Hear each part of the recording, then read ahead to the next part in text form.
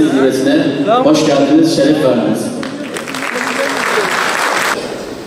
Bismillahirrahmanirrahim.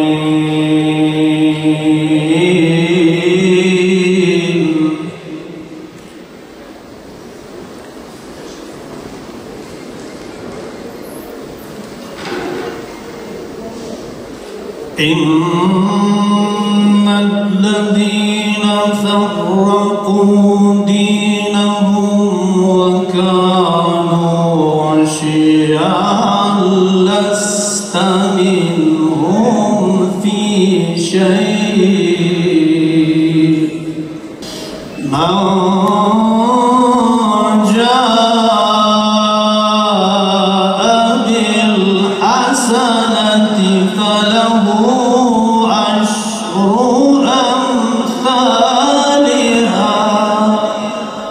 Hamdolsun Türkiye'miz dünyanın en büyük 5. tekstil üreticisi ve ihracatçısı konumuna yükseldi. En büyük hedefimiz ise rakiplerimizi de geride bırakarak dünyanın en büyük ilk 3 tekstil ihracatçı ve üreticisi ülkelerinden biri olmaktır. Türkiye'nin ekonomik büyümesine, istihdam ve ihracatının artmasına yön veren tekstil sektörü sürekli artan yatırımlarıyla ülkemizin dünyaya açılan penceresi konumundadır. 2 milyon kişiye iş imkanı sağlayan tekstil ve hazır giyim sektörleri pandemiye rağmen 2021 yılında 30 milyar doların üzerinde ihracata imza attı. Tekstil ve ham maddeleri sektörü ihracatı ise 16.2 milyar dolar seviyesinde gerçekleşti. 195 ülkeye ihracat geliştiren bu dönemde Türk tekstil sektörü sadece pazar çeşitlendiren değil, ürün de çeşitlendiren bir konuma yükseldi. Değerli konuklar, OECD'nin 2020 verilerine göre Türkiye'nin küresel tekstil ihracatındaki payı %3.7 seviyesine ulaşmıştır. Ülkemiz Çin, Vietnam, Almanya, İtalya, Bangladeş ve Hindistan ardından dünyada 7. sırada yer almaktadır.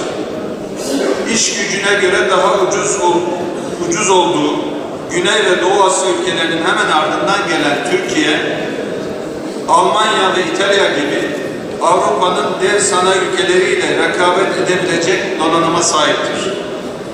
2021 yılında Avrupa, Amerika, Asya, Afrika kıtaları ve Türkiye Cumhuriyetlerine yönelik tekstil ihracatında Cumhuriyet tarihi rekoru kırıldı.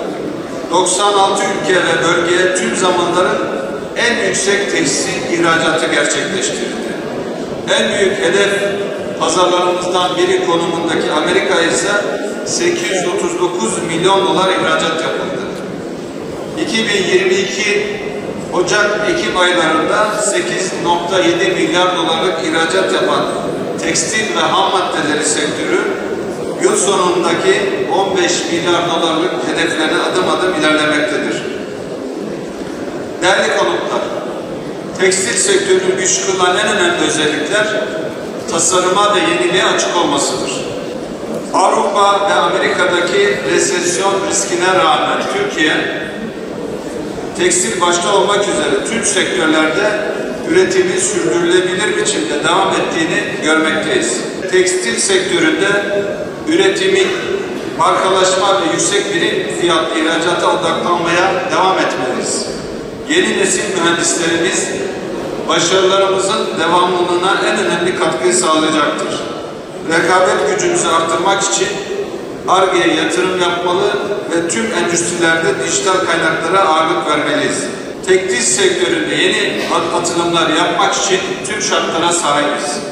Ar-Ge ve tasarım yatırımlarını daha da hızlandırmalı, dijitalleşmenin odağında markalaşma sürecine hepimiz odaklanmalıyız. Bu süreç zarfında sürdürülebilirliği de elden bırakmadan atık yönetimi ve enerji verimliliğine de gereken hassasiyeti göstermeliyiz. Sürdürülebilirlik konusu için organik pamukta da önde gelen ülkeler arasında yer almaktayız. Bunu avantaj olarak pazarladığımızda yeni bir katma değer daha inşa edebiliriz. Atıkların tekrar sanayiye dönüşmesi için gençlerimizin bu noktada çalışmalar gerçekleştirmelerine ihtiyaç duyulmaktadır. Az su kullanan yeni bir tekstil sektörü oluşturmak mecburiyetindeyiz.